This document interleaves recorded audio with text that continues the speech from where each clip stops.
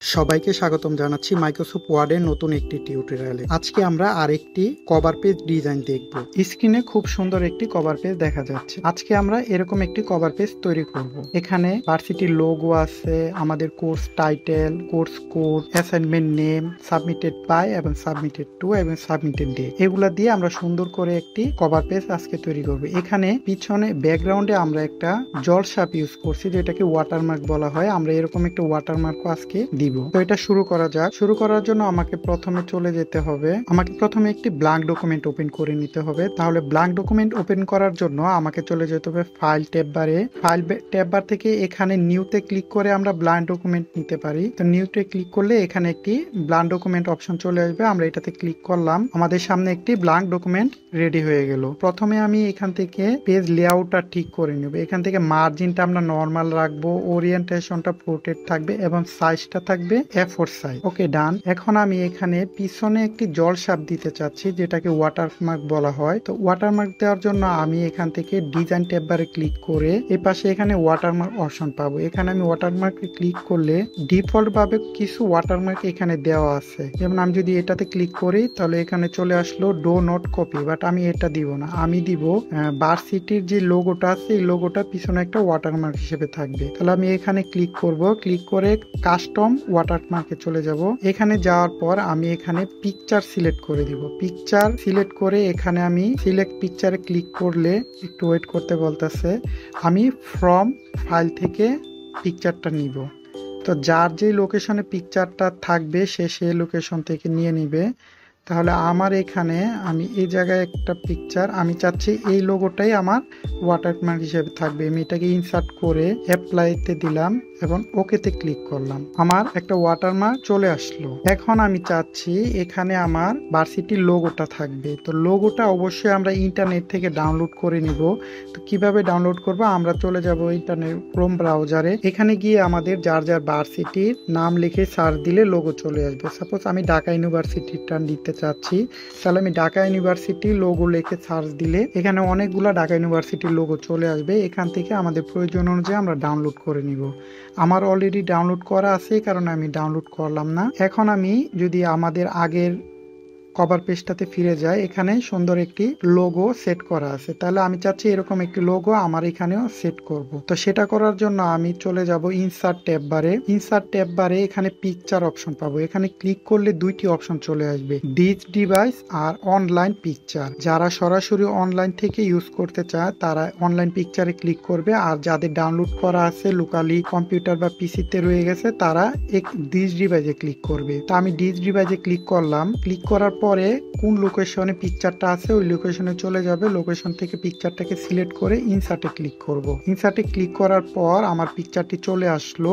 এখন আমি চাচ্ছি পিকচারটা আমার এই পেজের মাঝ বরাবর এনে ছাড়বো, টপ মাঝ বরাবর, বাট এটাতে আমি ড্র্যাগ করে নিতে পারতেছি না। তো এটা সমাধান কিভাবে হয়, আমি এটাতে ক্লিক করব।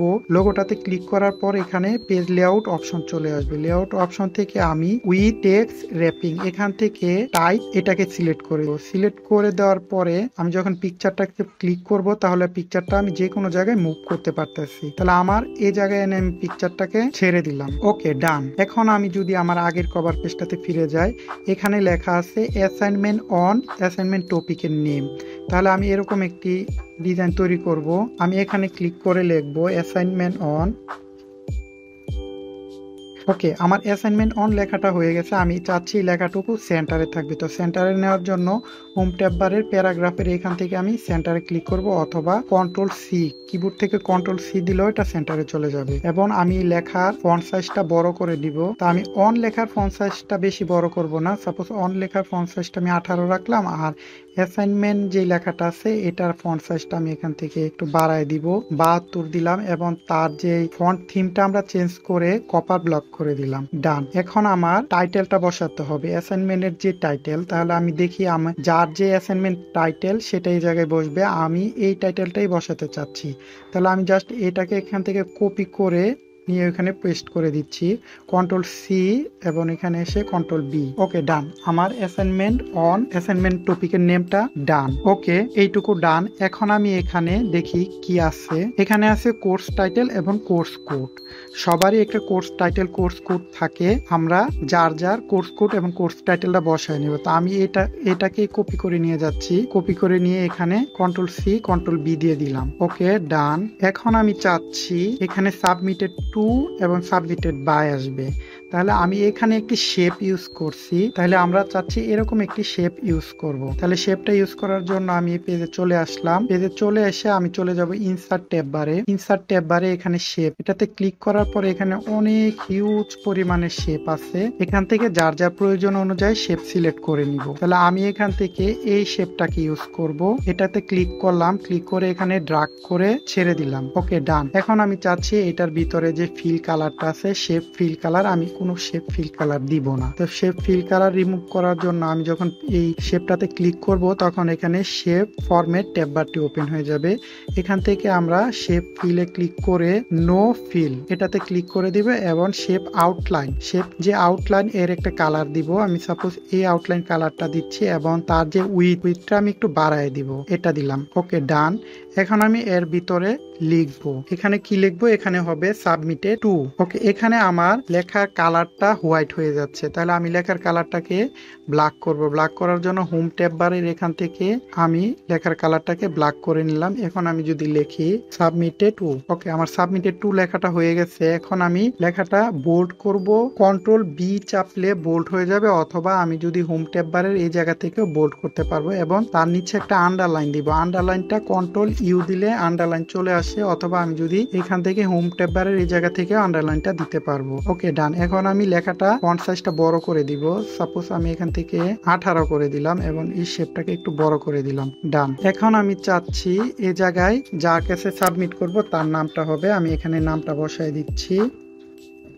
এটা হলো নাম এবং তার একটা ডেজিগনেশন দিব, আমি লেকচারার দিয়ে রাখছি, লেকচারার, এবং ভার্সিটি নেমটা আমরা দিয়ে দিব। ওকে ডান। আমার এইটুকু লেখা কমপ্লিট হয়ে গেল। এখন আমি এটাকে একটু বাড়াই দিকে দিয়ে দিই, টান দিয়ে এই নামটাকে আমি বোল্ড করে দিব। তাহলে আমি কন্ট্রোল বি চেপে লেখাটাকে বোল্ড করে দিলাম। আমার সাবমিটেড টু কমপ্লিট। এখন আমি সাবমিটেড বাই লেখাটা লিখবো। তাহলে সাবমিটেড বাই লেখাটা লেখার জন্য আমি এটাকে জাস্ট কপি করে পেস্ট করব, কন্ট্রোল সি কন্ট্রোল বি। এখন এটাকে আমি ড্রাগ করে এখানে এনে ছেড়ে দিলাম, ছেড়ে দিয়ে এখানে আমি শুধু টু এর জায়গায় বাই লিখে দিলাম এবং এখানে আমার নামটা হয়ে যাবে। এখানে আমি আইডিটা বসায় দিব, এখানে আমি ব্যাচটা দিতে পারি, কোন ব্যাচে আছি। এখন আমি ব্র্যাকেটে সাবজেক্ট নামটা দিয়ে দিতে পারি, কোন ডিপার্টমেন্ট। ওকে ডান। আমার লেখাটা তৈরি হয়ে গেল। এখন আমি এটার যে আউটলাইন শেপ কালারটা এটা আমি চেঞ্জ করব। তাহলে আমি এই শেপের উপরে ডবল ক্লিক করলে এখানে শেপ ফরম্যাট ট্যাব বারটি ওপেন হয়ে যাবে, এখান থেকে আমি শেপ কালারটা চেঞ্জ করে নিলাম। ডান। এখন আমার নিচে এখানে সাবমিটেড ডেটটা দিতে হবে, বাট আমার নিচে জায়গা নাই, তাহলে আমি একটু জায়গাটা বাড়ানোর জন্য এখানে এটা একটু উপরে তুলে দিতে পারি। ওকে, আমার এইটুকু কমপ্লিট। এখন আমি এটাকে একটু সাইডে নিয়ে এটাকে একটু এদিকে দিয়ে দিলাম, আর এটাকে আর একটু এই পাশে নিয়ে এটাকেও আমি এদিকে দিয়ে দিলাম। ওকে ডান। এখন আমি এখানে সাবমিটেড ডেটটা লিখবো, এরকম একটা সাবমিটেড ডেট লিখবো। তাহলে এটা লেখার জন্য আমি এখানে ক্লিক করব, ক্লিক করে আমি চলে যাব শেপ থেকে নতুন আরেকটি শেপ নিয়ে নিব। সাপোজ আমি এই শেপটা নিচ্ছি, এই শেপটা নিয়ে এখানে দেওয়ার পর এর ফিল কালারটা আমি নো করে দিব এবং তার আউটলাইন উইডটা একটু বাড়ায় দিব, আমি উইডটা বাড়ায় দিলাম। এখন আমি এর ভিতরে লিখবো, তো লেখাগুলা সব হোয়াইট কালার হবে, তো আমি ব্ল্যাক করার জন্য এখান থেকে ব্ল্যাকটা সিলেক্ট করে নিব। ওকে, এখন আমি এখানে সাবমিটেড ডেটটা লিখবো। ওকে ডান। আমার লেখাটুকু কমপ্লিট। এখন আমি যদি আউটলুকটা দেখি, আমার এরকম একটি কভার পেজ তৈরি হয়ে গেল। এখন আমি কভার পেজটাকে সেভ দিব, সেভ দেওয়ার পর এটাকে পিডিএফ করে নিব। পিডিএফ অবশ্যই করে নিব, কেননা পিডিএফ না করলে আমরা যখন এটা প্রিন্ট দিতে যাব অন্য কোথাও থেকে, আমরা এখানে যে ফন্টগুলো ইউজ করছি ওই কম্পিউটার যদি এই ফন্টগুলো না থাকে সেক্ষেত্রে লেখাগুলো ভেঙে যাবে, দেখতে সুন্দর লাগবে না। সেক্ষেত্রে আমাদের অবশ্যই পিডিএফ করে নিতে হবে। তো পিডিএফ করার জন্য আমরা ফাইল ম্যানেজার অপশন থেকে এক্সপোর্টে ক্লিক করে এখানে ক্রিয়েট পিডিএফ এ দিব এবং পিডিএফ এর একটি নাম দিব। সাপোজ আমার এটা অ্যাসাইনমেন্ট 2 থাকবে এবং পাবলিশে ক্লিক করলে আমার একটা সুন্দর পিডিএফ তৈরি হয়ে যাবে। আমার কভার পেজটি এরকম চলে আসলো। তো আজকের ভিডিওটি এই পর্যন্তই থাকবে। যদি ভিডিওটি ভালো লাগে থাকে অবশ্যই লাইক কমেন্ট শেয়ার করবেন। পাশে থাকার জন্য ধন্যবাদ। আল্লাহ হাফেজ।